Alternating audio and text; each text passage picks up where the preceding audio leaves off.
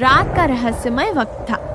Palace की 12 शहजादियां अपने soft beds पर गहरी नींद सो रही थी। किंग दूर से देखकर थोड़ा पुरसुकून हुआ और धीरे से अपने रॉयल रूम की तरफ चला गया। लेकिन एक बात सबको हैरान करती थी। हर सुबह शहजादियों के शूज टूटे हुए मिलते थे। कभी हील टूटी होती, कभी स्ट्रैप, कभी पूरा जूता। मगर सबसे बड़ा सवाल यह था कि हर रोज नए शूज आखिर टूट कैसे जाते थे। पैलेस की मुलाजिमाएं परेशान रहती थी। वे धीमी आवाज में कहती थी, शहजादियां तो सो रही होती है, फिर शूज रात में कैसे ब्रेक हो जाते हैं? क्या ये मैजिक है? कोई फेरी करती है, या कोई शैडो घूमता है, या फिर पैलेस के अंदर ही कोई ऐसा पर्सन है? पूरा पैलेस उलझन में डूबा हुआ था। किंग अपनी बेटियों से बहुत प्यार करता था, लेकिन उसे लगता था कि शहजादियां उससे कुछ छुपा रही है। यही बात उसके दिल में बेचैनी बढ़ा रही थी। 12 शहजादियों के अपने अपने शौक थे। कोई कुकिंग करती, कोई क्लीनिंग में हेल्प करती, कोई किचन में बर्तन वॉश करवाती। वे सब हमेशा हंसती रहती थी, जैसे उनकी जिंदगी में कोई बड़ा सीक्रेट छुपा हो। धीरे धीरे पैलेस के बाहर भी बातें फैलने लगी। पैलेस में कुछ मिस्टीरियस हो रहा है, शायद परिस्तान से ताल्लुक है या कुछ ओल्ड मैजिक है। लेकिन असली ट्रूथ कोई नहीं जान पाया। अगली सुबह जब मुलाजिमाएं रूम्स की क्लीनिंग के लिए आईं, उन्होंने दरवाजा खोला और अचानक शॉक में रह गईं। उनकी आंखें खुली की खुली रह गईं। शहजादियां अपने कमरे में मौजूद नहीं थी। पूरा महल परेशान था। सब शहजादियों को ढूंढ रहे थे।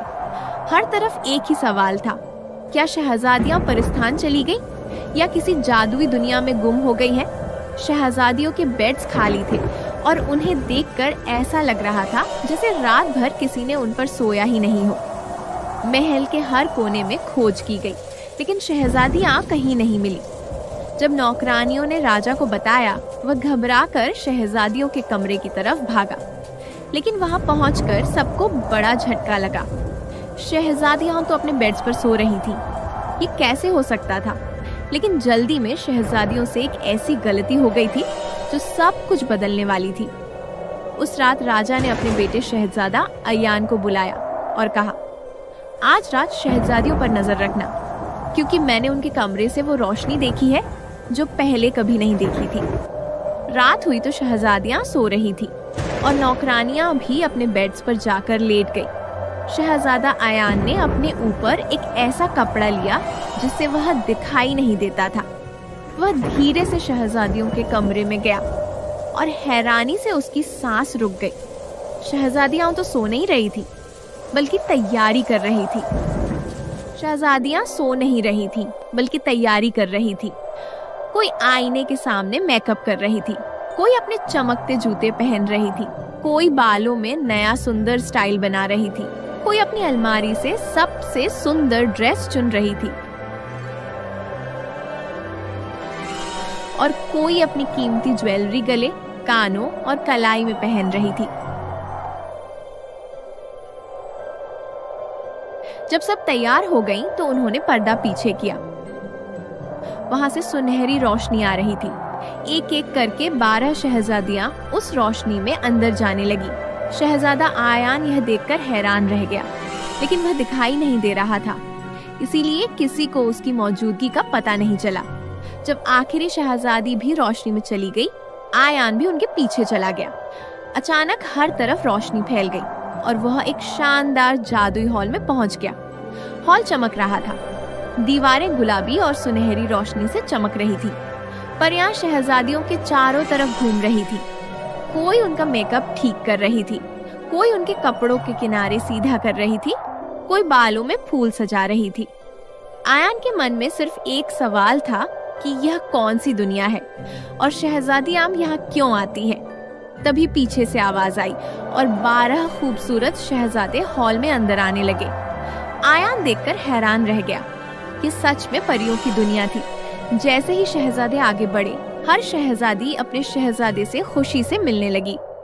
प्रिंसेस रीना हॉल के बीच में प्रिंस हुज़ैफा के साथ बहुत खूबसूरती से डांस कर रही थी। प्रिंसेस आयशा चमकती लाइट्स के नीचे प्रिंस जैन के साथ बैठकर हंस रही थी। प्रिंसेस ज़ारा परियों के फूलों वाले बगीचे की तरफ प्रिंस रोहित के साथ चल रही थी। प्रिंसेस सारा अपने नीले गाउन में प्रिंस नोफिल के साथ डांस कर रही थी। प्रिंसेस अलारा जादुई फव्वारे के पास प्रिंस हारिस के साथ गुलाबी रोशनी में बात कर रही थी। प्रिंसेस माहा गुलाबी आइसक्रीम खाते हुए प्रिंस जोहाइब को हंसा रही थी। प्रिंसेस नूट चमकती बालकनी में प्रिंस आयनिश के साथ जादुई नजारे देख रही थी। प्रिंसेस अलीना परियों के बीच प्रिंस रायन के साथ खुशी से घूम रही थी। प्रिंसेस नेहा सुनहरी फर्श पर प्रिंस तैमूर से डांस के स्टेप सीख रही थी। प्रिंसेस फातिमा चमकती लाइट्स के नीचे प्रिंस फॉरेस्ट के साथ हंस रही थी। प्रिंसेस हानिया फूलों से सजी राह में प्रिंस आदिल के साथ धीरे धीरे चल रही थी। प्रिंसेस हूर सितारों जैसी रोशनी में प्रिंस अहमेद के साथ फोटो खिंचवा रही थी। आयान ये सब देखकर हैरान था। पीछे से फिर आवाज आई।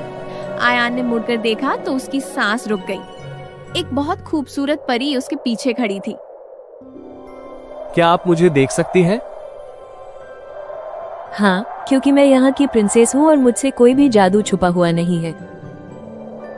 उसने मुस्कुराकर आयान का हाथ पकड़ा और उसे डांस की तरफ ले गई। आयान ने पहली बार महसूस किया कि वह भी इस जादुई दुनिया का हिस्सा है। कुछ समय बाद आयान वापस इंसानी दुनिया में आ गया। सुबह जब शहजादियां लौटी, राजा ने उन्हें बुलाया और कहा कि सभी शहजादों को बुलाया जाए। जब 12 शहजादे आए, राजा ने कहा कि 12 शहजादियों की शादियां तय की जाती है। आयान की शादी नीमा, जो परियों की शहजादी थी, उससे तय हुई। शादी का दिन आया। महल चमक रहा था। हवा में खुशबू थी। परियां फूल बरसा रही थी। 12 शहजादियां दुल्हन बनी थी। सोने, गुलाबी, नीले, लाल और सफेद शादी के कपड़ों में बहुत सुंदर लग रही थी। सब फिर परियों की दुनिया गए।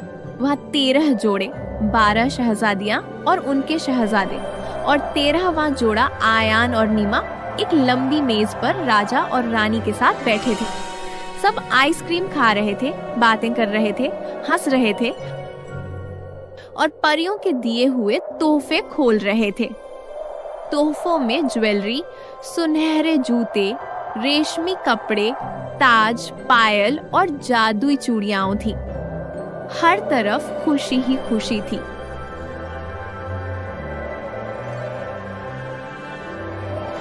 बारह शहजादियां खुशी खुशी परिस्तान में रहने लगी।